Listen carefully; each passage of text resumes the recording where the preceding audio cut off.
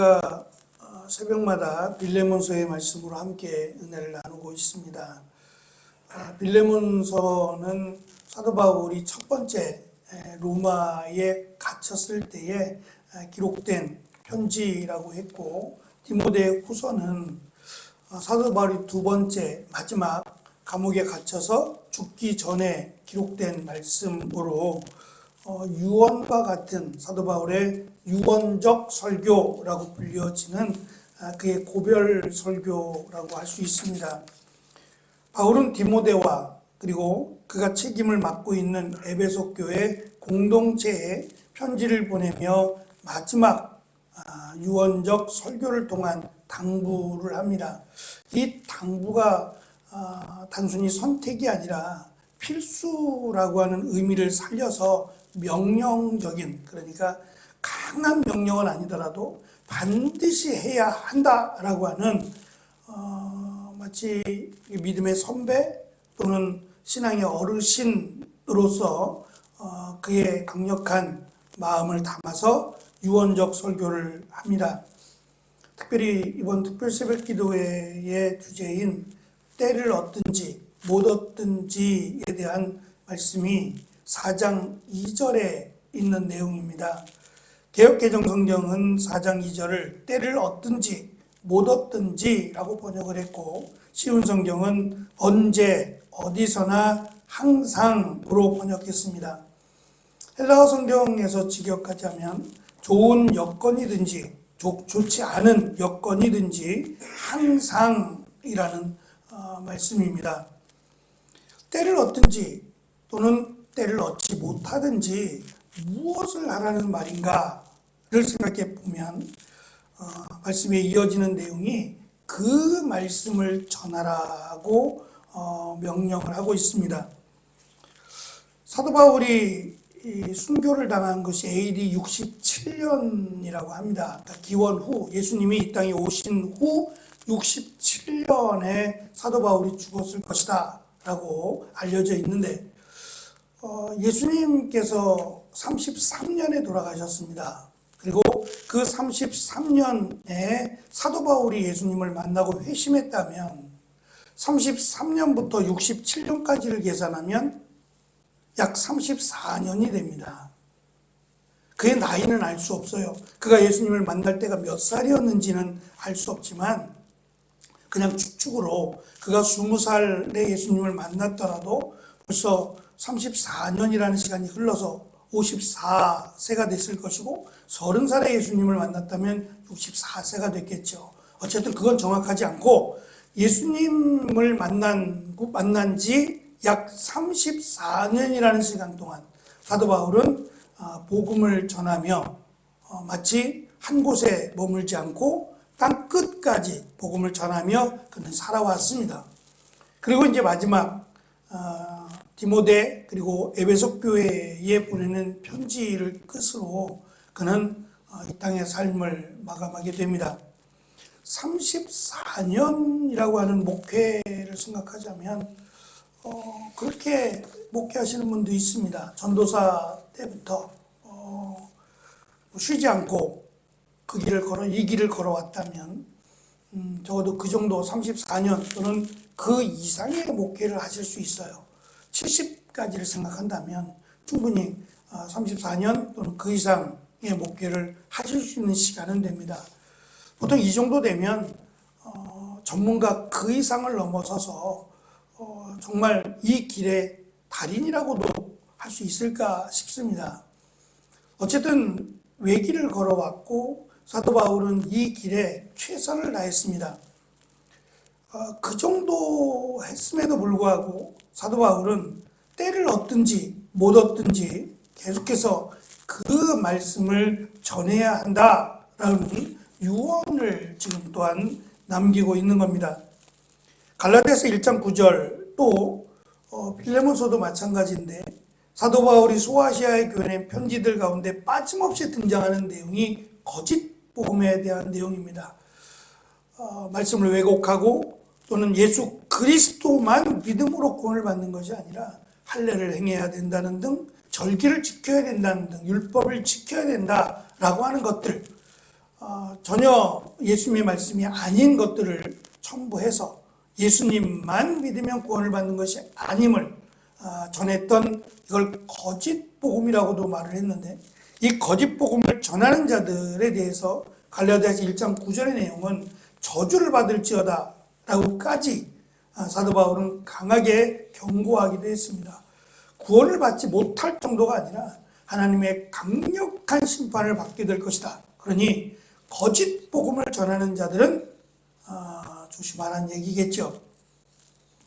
소아시아에 흩어져 있는 많은 그 유대인들, 흩어져 있는 디아스포라라고 하는 유대인들이 예수님을 믿게 되면서 그들이 오랫동안 자신과 함께 살았던 그런 율법적인 삶, 그것을 떨쳐내기는 쉽지 않았을 거예요. 그렇더라도 말씀을 정확하게 알지 못한 결과라고 볼 수 있고, 또 이들은 복음을 전하는 게 목적이 아니라 그들을 속여서 물질을 착취하는 데 목적이 있어요. 이단들의 목적은 똑같습니다. 거의 대부분 이 재물과 관련이 돼 있어요. 정말 그들이 순수하게 자기들의 복음만 전한다. 역사를 보면 그렇지 않아요. 대부분은 이 안에 이 재물에 대한 거짓과 속임이 있어요. 이단들의 특징이 그렇습니다. 그게 아니라면 이 잘못된, 어제 이광무 집사님이 이제 오늘 다시 그 소변줄을 떼기 위해서 다시 이제 병원에 가시게 되는데, 문득 그런 생각이 들었어요. 가실 때마다 이렇게 극동방송이나 기독교 방송이 한 3개 정도가 되거든요. 유선을 사용하신다면 기독교 극동방송, CBS, 극동방송인가? 하여튼 이 기독교 방송이 3개 정도가 돼요. 그래서 돌려가면서 뭐 설교도 나오기도 하고 찬양도 나오기도 하고 간증도 나오고 여러 가지 다양한 그 프로그램들이 진행을 하는데, 이게 참 좋은 것만 틀어주면 방영하면 좋겠는데, 이단들도 이 자기들이 마치 이단이 아닌 것처럼 하기 위해서 명확하게 이단이다라고 규정을 하지 않은 분들도 TV에 나오더라고요. 그래서 제가 이걸 좀 어떻게 좀 이런 위험스럽다고도 할 수 있고, 이런 거 말고 어차피 우리가 영상을 찍으니까 설교 영상을 좀 보게 해드리면 어떨까를 고민했어요. 그래서 어제 이제 간 길에 혹시 TV에 옛날 TV는 없지만 그래도 그 얼마 전만 해도 TV 뒤에 그 USB 꽂는 것이 있다면 그 USB를 꽂아서 영상을 볼 수가 있어요. 그래서 설교했던 영상들, 주일 설교라든지 새벽 설교를 우리가 영상에 담으니까 이거를 좀 USB에 담아서 드릴 수 있었으면 좋겠다라고 하는 생각이 문득 들어서 가자마자 혹시 TV에 하면서 TV 뒤로 보니까 있더라고요. 있고 리모컨에도 있어서 제가 이제 그거 담아서 USB를 드리려고 합니다. 아침 틀었을 때 확인해 보기 위해서 이게 TV를 보고 있는데 집사님이 TV 리모컨을 틀어서 기독교 방송이 3개나 있습니다 라고 하면서 이렇게 보여주시는데, 마침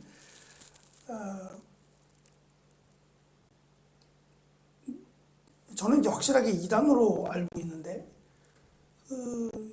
진주에 있는 순복음 초대교회라고 전태식 목사라고 이단입니다.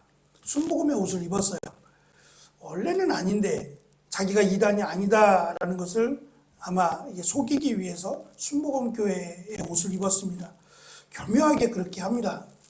이단들이. 근데 그것을 왜 기독교 방송에서 아무리 돈을 많이 낸다고 해도, 자신들에게 이익이 된다고 해도 구별해서 방송을 해줘야 되지 않나요? 근데 그런 이단들이 버젓이 그냥 설교하고 있는 영상이 나오는 겁니다. 깜짝 놀랐어요. 그래서 이제 그런 것들 대신에 뭐 보실 수도 있죠. 근데 그래도 우리 교회의 집사님이니까 목사의 설교를 듣는 것이 낫겠다라는 생각에 어르신들 혹시 좀 살펴보면서 USB에다 영상을 담아서 설교 영상을 담아서 드려보려고 합니다. 사도 바울이 강조하는 때를 얻든지 못 얻든지 그 말씀을 전하라고 하는 그 말씀을 강조한 이유가 여기에 있습니다. 다 하나님의 말씀이라고 하고 다 이렇게 하면 구원을 받는다고 이야기들을 합니다. 그러나 문제는 다 구원이 없어요. 다 구원이 있는 것은 아니라는 거죠. 예수 그리스도의 복음 외에는 하나님의 구원을 허락하신 적이 없어요. 그러니까 듣는다고 해서 내가 구원을 받는 건 아니라는 겁니다. 맞는 복음, 제대로 된 바른 복음을 믿고 들어야만 구원에 가까운 은혜가 있다라는 거죠. 34년 동안 사도 바울은 그 일을 했던 겁니다. 때를 얻든지 때를 얻지 못하든지 이 일을 위해서 힘써봤고 또 이 일을 자기 말고 앞으로 디모데가, 교회가 이 일을 감당해야 되기 때문에 이 일을 유언하면서 반드시 이 일을 감당하는 것을 최선의 목적으로 두고 살아가야 할 것을 바울은 강조하고 있습니다. 문제는 이 복음이라고 하는 그 말씀을 전함으로 사도 바울은 지금 감옥에 갇혀 있다는 거예요. 감옥만 갇혀 있지 않았고 수없이 많은 매를 맞았어요. 그리고 수치와 모욕을 당했다고요. 그럼에도 불구하고 자신과 같이 되라고 하는 말입니다. 내가 갔던 이 길을 너희도 걸어가라는 거예요. 물론 지금은 우리가 사는 지금 이 시대는 예수님을 믿는다고 이렇게 사도 바울이 당했던 것처럼 감옥에 갇히거나 또는 수없이 매를 맞거나 그 정도의 수치와 모욕을 당하지는 않습니다. 그러나 부와 명예를 쫓아가는 사람들에게 예수 그리스도의 복음을 전하라고 하는 것은 결코 쉬운 명령은 아닐 거라는 겁니다. 4장 2절에 보면 너는 그 말씀을 전파하라. 그리고 5절에 가면 고난받는 것을 두려워하지 말라라고까지 강조합니다. 이 길은 고난의 길이고 그 말씀, 그 복음을 전하는 일은 어쩌면 목숨을 걸어야 되는 일이기 때문이에요. 그럼에도 불구하고 사랑하는 아들 디모데라고 설명하는 디모데뿐만 아니라 교회에게 그 각오를 해서라도 그 말씀을 전해야 된다. 이것이 사도 바울을 부르신 하나님의 뜻이기 때문에, 교회를 세우신 하나님의 뜻이기 때문에 이 일은 반드시 감당해야 된다라고 사도 바울은 권면하고 있는 겁니다. 특별히 말씀을 전파하는 일을 2절에 보면 오래 참음과 가르침으로 감당할 것을 가르쳐주고 있습니다. 하나님의 역사하심을 우리가 어떻게 평가할 수 있고 좀 속히 이루어지면 정말 좋겠습니다만 그렇지 않는 경우도 있다라는 것이 사도 바울의 경험이죠. 그래서 오랜 동안 끊임없이 이 일은 감당해야 하는 것이다. 바로 열매를 맺을 수도 있고 10년, 20년 더 오래 걸리는 일이 될 수도 있습니다. 우리는 그 일을 끝까지 감당하는 게 우리의 역할이지 1년 열매를 맺지 못한다고 해서 포기하는 것은 아니다. 포기해서는 안 된다라고 하는 것을 사도 바울은 우리에게 또는 디모데와 에베소 교회에게 마지막 유언적 설교를 통해서 권면하고 있습니다. 끝까지 감당해야 되는 일이기 때문에 때를 얻든지 못 얻든지 해야 될 일이고 또 이 일을 감당하기 위해서 우리는 예수님께서 강조하신 말씀처럼 항상 쉬지 말고 범사에 감사하고 기도하고 또 하나님의 은혜 가운데 있어야만 합니다.